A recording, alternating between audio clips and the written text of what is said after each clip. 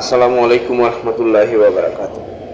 আমার একবার কমেন্টস করেছেন জসিমউদ্দিন ভাই কোন ফিডারে কোন সুতা লাগাতে হয় এর একটা ভিডিও দেন। তো তারপরে আবার কমেন্টস করেছে প্লিজ ভাই ভিডিও দিবেন, সেজন্য ভিডিওটি বানিয়েছি।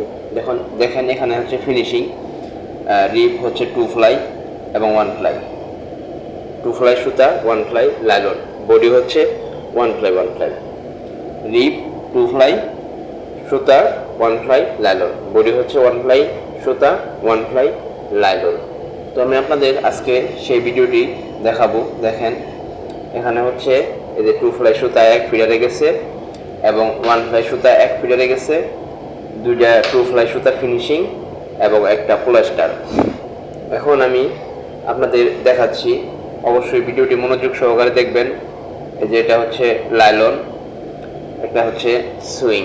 তো আমরা যারা কাজ করি তাদের জন্য মূলত আমার ভিডিওগুলো, ভালো লাগুক খারাপ লাগুক অবশ্যই কমেন্টস করে জানিয়ে যাবেন। আমি ফ্রন্ট কাভারটা তুলে নিচ্ছি দেখানোর সুবিধার্থে। এগুলো হচ্ছে ফিডার, কেরিয়ার, নুস, আপনি যাই বলেন, ফিডার, কেরিয়ার, নুস। এখন কোন ফিডারে কি সুতা এবং কয়টা ফিডার লাগবে আমি মনিটরে আপনাদের দেখাচ্ছি যে কয়টা ফিডার প্রোগ্রামে দেওয়া আছে। দেখেন 8, 18, 8, 18, 7, 4, 2, 1, এগুলো ফিডারে এক এক ফিডারে এক এক সুতা লাগাতে হবে।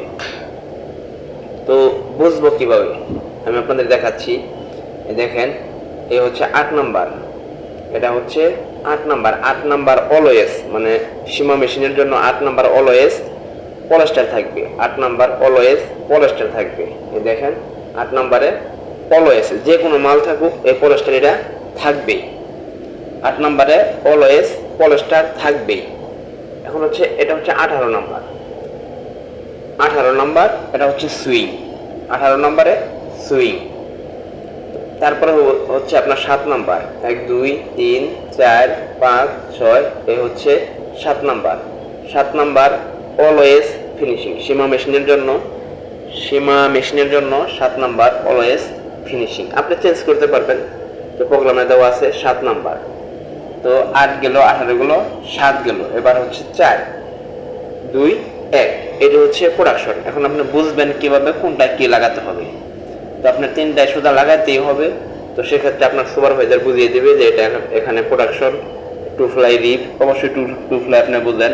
দেখেন 2 ফ্লাই দেওয়া আছে 2 নাম্বার ফিডারে, এই 1 নাম্বার ফিডারে লাইলন, 1 নাম্বার ফিডারে আছে লাইলন। আমি আপনাদের দেখাচ্ছি, এই যে 1 নাম্বার ফিডারে আছে লাইলন, 1 নাম্বার ফিডারে লাইলন লাগাবেন।